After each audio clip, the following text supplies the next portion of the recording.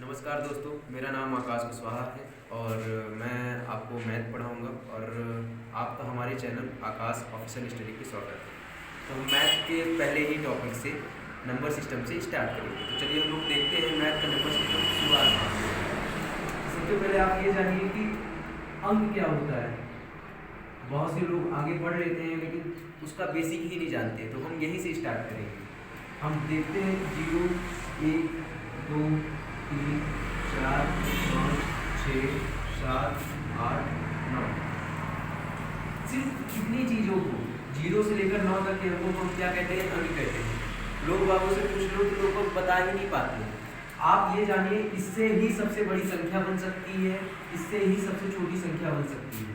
अब आपसे मैं अगर सवाल करूं कि ये तो ठीक है, प्राकृतिक संख्या क्या होती है?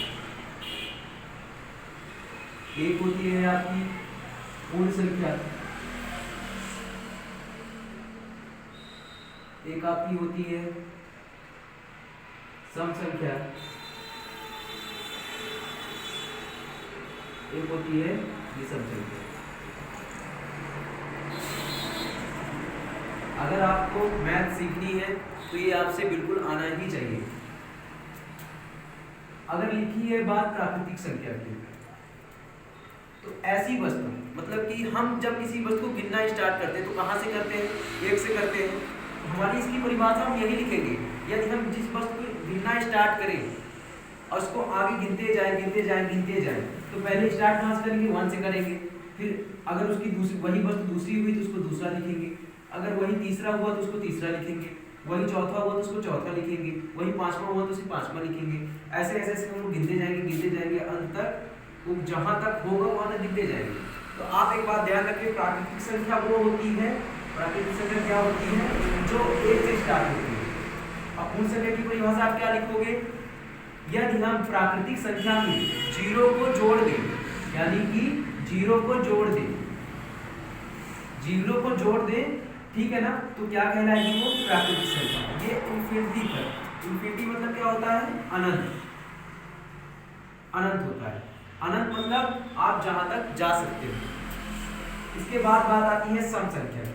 सम संख्या यानी इवन नंबर्स, सम संख्या यानी इवन नंबर्स। विषम संख्या यानी क्या होता है? Odd numbers.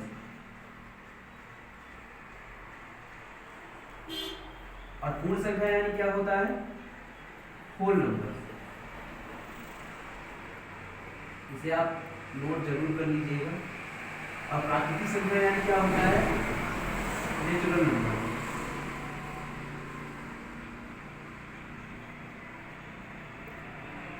चलिए तो आप बात करते हैं सम संख्या की। ऐसी संख्याएं जो 2 से विभाजित हो जाए, विभाजित यानी 2 से कट जाए। देखिए कैसे?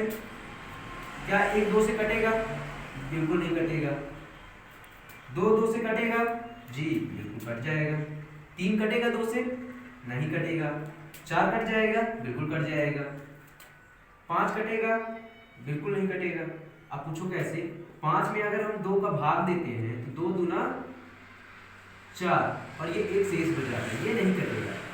6 कटेगा? बिल्कुल कट जाएगा। अब आप यहाँ पे देखिए, एक अंक के अंतर में जितनी सारी संख्याएं होगी, मतलब कि ये समझ लीजिए 2 के बाद 4, 4 के बाद 6, 6 के बाद 8, 8 के बाद 10, 10 के बाद 12, ऐसे ऐसे ये अनंत तक चलता जाएगा 2 के अंतर में। तो वो क्या कहलाएगी? सम संख्या कहलाएगी। ठीक इसी प्रकार विषम संख्या भी होता है।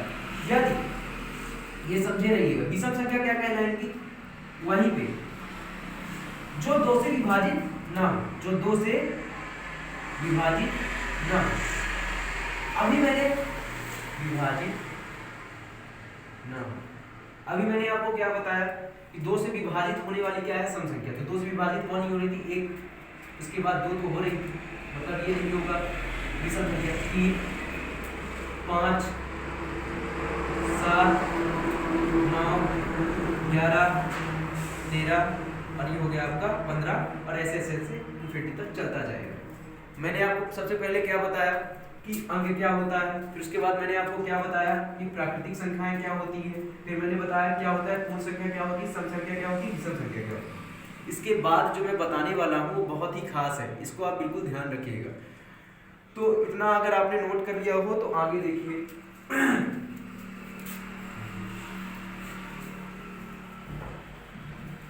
इसके बाद हम बात करने वाले हैं भाज्य और अभाज्य के बारे में, है ना।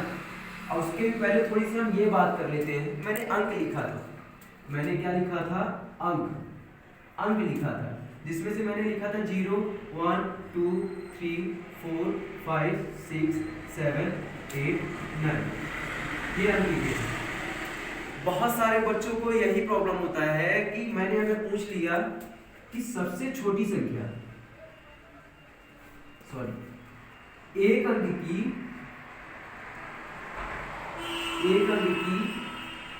सबसे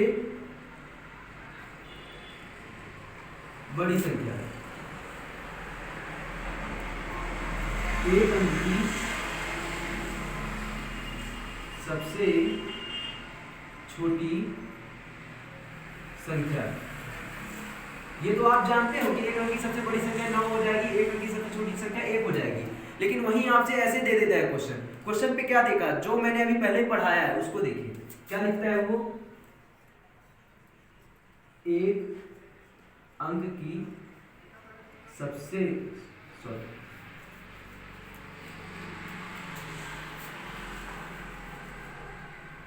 एक अंक की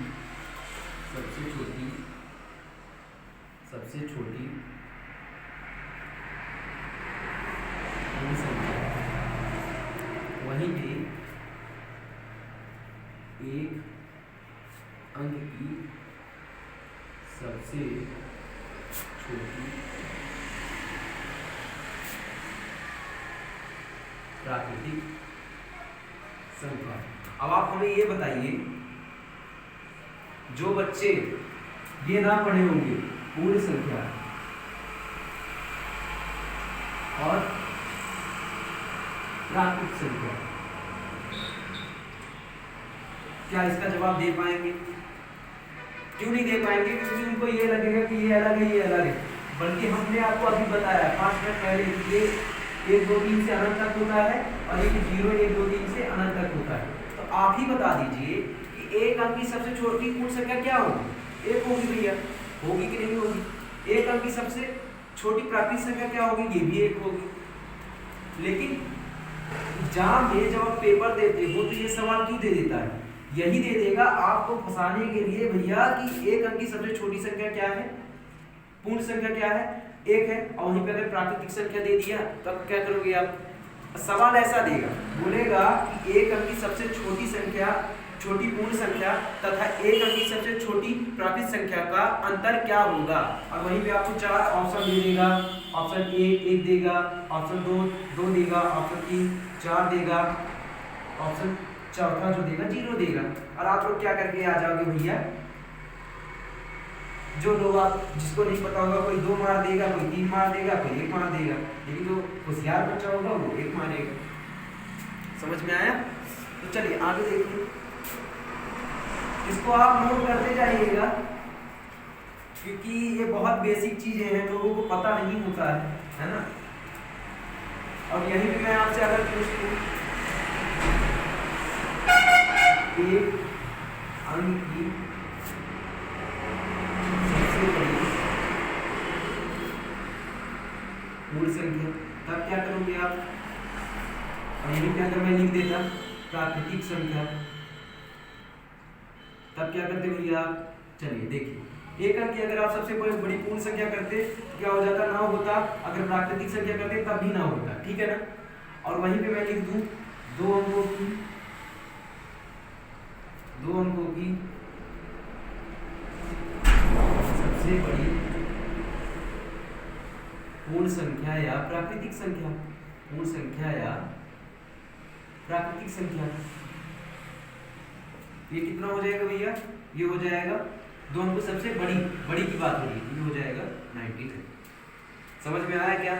अब क्वेश्चन क्या देगा? क्वेश्चन ऐसा देगा, समझिए, बोलेगा कि 2 अंकों की सबसे बड़ी पूर्ण संख्या तथा एक अंक की सबसे बड़ी पूर्ण संख्या का अंतर क्या होगा। समझ गई बात?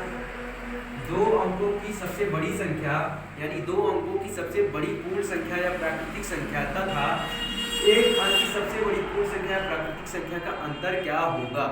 उसमें भी ऑप्शन दिया होगा आपको 10 इतना और इतना, और ये दिया होगा none of these। ठीक है ना? तब आप क्या करोगे? सिंपल सी बात है भैया, आप यहाँ लिखा हुआ है कि दो अंकों की सबसे बड़ी पूर्ण संख्या क्या है 99 और एक अंक की सबसे बड़ी पूर्ण संख्या क्या है 9। क्या पूछा है? अंतर। दोनों को घटा दोगे क्या आएगा 90, और ये आपका आंसर आ गया ऑप्शन नंबर सी। क्लियर हुई बात? समझ में आया ना? चलिए, तो आप लोगों ने अपना कीमती समय दिया इस वीडियो को देखने के लिए, है ना? तो बहुत बहुत धन्यवाद। ये हमारा आज का पहला पार्ट था।